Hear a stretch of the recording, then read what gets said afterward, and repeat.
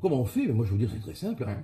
On envoie, dans un premier temps, les forces de gendarmerie qui, je le rappelle pour les crétins qui tweetent parfois à tort et à travers, ne relèvent plus des forces de l'armée, mais de l'intérieur, puisque la gendarmerie a été rattachée au ministère de l'Intérieur. Ce sont encore des militaires, mais sans l'être tout à fait.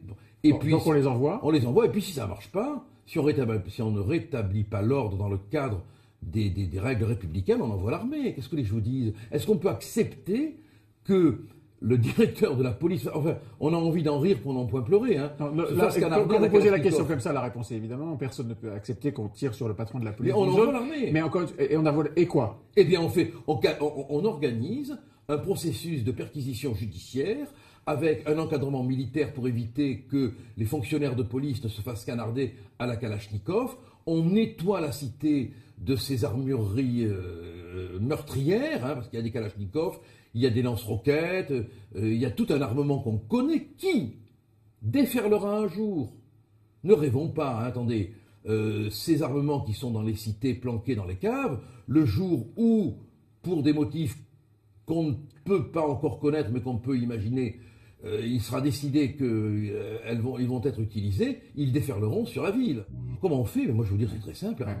On envoie, dans un premier temps, les forces de gendarmerie qui, je le rappelle pour les crétins qui tweetent parfois à tort et à travers, ne relèvent plus des forces de l'armée, mais de l'intérieur, puisque la gendarmerie a été rattachée au ministère de l'Intérieur. Ce sont encore des militaires, mais sans l'être tout à fait.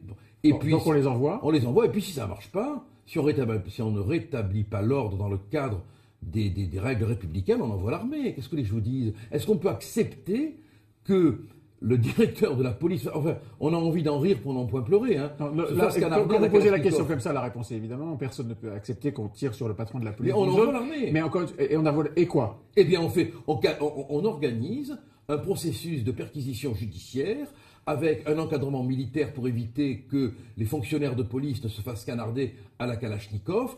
On nettoie la cité de ces armureries meurtrières, parce qu'il y a des Kalachnikovs, il y a des lance-roquettes, il y a tout un armement qu'on connaît qui déferlera un jour.